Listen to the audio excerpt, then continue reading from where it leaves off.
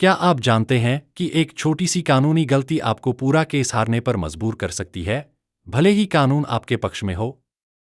विषय का परिचय। इस वीडियो में हम भारत के माननीय सर्वोच्च न्यायालय के एक महत्वपूर्ण निर्णय का विश्लेषण करेंगे, जो एक अत्यंत महत्वपूर्ण प्रश्न का उत्तर देता है।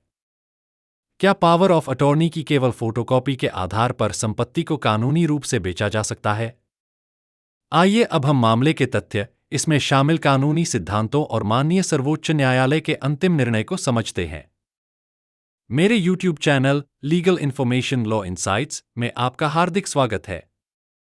मैं एडवोकेट मुकुंद महाजन। इस वीडियो में हम एक महत्वपूर्ण सर्वोच्च न्यायालय के निर्णय का विश्लेषण करेंगे, जो निम्नलिखित विषयों से संबंधित है। पावर ऑफ अटॉर्नी, फोटोकॉपी की स्वीकार्यता, साक्ष्य अधिनियम के अंतर्गत द्वितीयक साक्ष्य, बिक्री विलेख की वैधता। यह निर्णय संपत्ति विवादों, दीवानी वादों और साक्ष्य कानून के लिए अत्यंत महत्वपूर्ण है। 1. केस का विवरण। केस का नाम थरमेल पीठम्बरन एंड अनदर बनाम टी उषा कृष्णन अनदर। न्यायालय भारत का सर्वोच्च न्यायालय। अधिकार क्षेत्र सिविल अपीलीय अधिकार क्षेत्र। Neutral citation 2026 INSC 134। उद्भव विशेष अनुमति याचिका SLP सिविल संख्या 11868/2024। 2. पक्षकारों के नाम। अपीलकर्ता अपेलेंट्स थारमेल पीथम्बरन। एक अन्य जो विक्रय विलेख के आधार पर अधिकार का दावा कर रहा था। प्रत्यर्थी रिस्पोंडेंट्स टी उषा कृष्णन संपत्ति के मूल स्वामी। एक अन्य प्रत्यर्थी। 3. मामले की पृष्ठभूमि। वादी बटा प्रत्यर्थी विवादित संपत्ति का पूर्ण और वैध स्वामी था। प्रथम प्रतिवादी, जो वादी का भाई था, ने दावा किया कि वादी ने उसके पक्ष में पावर ऑफ अटॉर्नी निष्पादित की थी। इसी कथित पावर ऑफ अटॉर्नी के आधार पर वर्ष 2007 में संपत्ति का विक्रय प्रतिवादी क्रमांक 2 और 3 के पक्ष में किया गया। वादी ने स्पष्ट रूप से इन बातों से इनकार किया। उसने कभी वैध पावर ऑफ अटॉर्नी नहीं दी, किसी प्रकार का विक्रय अधिकार नहीं सौंपा। वादी का यह भी कहना था कि जो ड्राफ्ट उसे भेजा गया था उसमें विक्रय का अधिकार नहीं था। बाद में धोखाधड़ी से क्लॉज जोड़े गए। विक्रय मूल्य की रसीदें जाली हैं।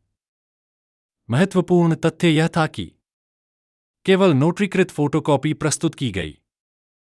मूल पावर ऑफ अटॉर्नी कभी प्रस्तुत नहीं की गई। इसलिए वादी ने दीवानी वाद दायर किया और निम्न राहतें मांगी। विक्रय विलेख को शून्य घोषित करना, स्थायी निषेधाज्ञा, अनिवार्य निषेधाज्ञा, हर्जाना। 4. ट्रायल कोर्ट द्वारा तय किए गए मुद्दे। ट्रायल कोर्ट ने मुख्य रूप से निम्न मुद्दे तय किए। 1. क्या वादी ने पावर ऑफ अटॉर्नी निष्पादित की थी? 2. क्या वह पावर ऑफ अटॉर्नी वास्तविक और वैध थी? 3. क्या उसमें संपत्ति विक्रय का अधिकार था? 4. क्या विक्रय विलेख धोखाधड़ी से बने? 5. क्या प्रतिवादियों को वैध स्वामित्व प्राप्त हुआ? 6. क्या वादी घोषणा का हकदार है? 7. क्या स्थायी निषेधाज्ञा दी जा सकती है? 8. क्या अनिवार्य निषेधाज्ञा दी जा सकती है? 9. क्या हर्जाना देय है?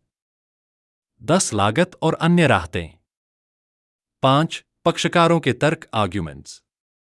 वादी बटा प्रत्यर्थी के तर्क। कोई वैध पावर ऑफ अटॉर्नी नहीं बनी। फोटोकॉपी स्वीकार्य साक्ष्य नहीं है। साक्ष्य अधिनियम की धारा 65 का पालन नहीं हुआ। धारा 85 की कोई अनुमानात्मक धारणा लागू नहीं होती। विक्रय विलेख शून्य और अवैध है। प्रतिवादी बटा अपीलकर्ता के तर्क। पावर ऑफ अटॉर्नी नोटरीकृत थी।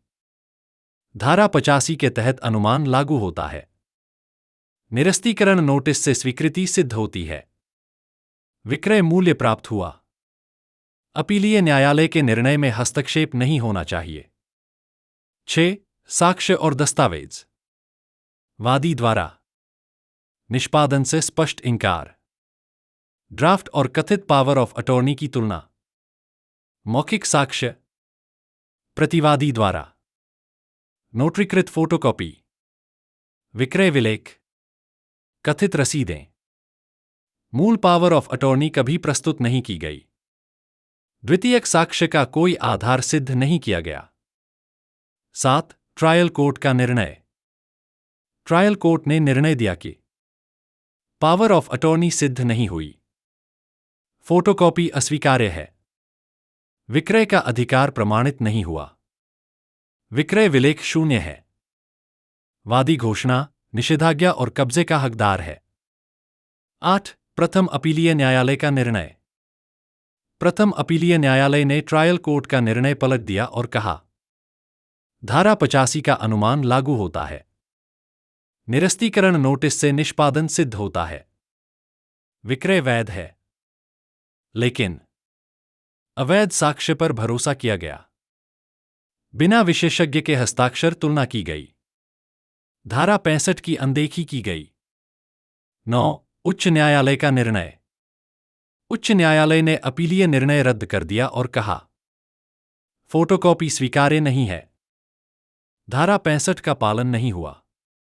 धारा 85 का अनुमान लागू नहीं होता। विक्रय विलेख शून्य है। सुप्रीम कोर्ट के महत्वपूर्ण अवलोकन।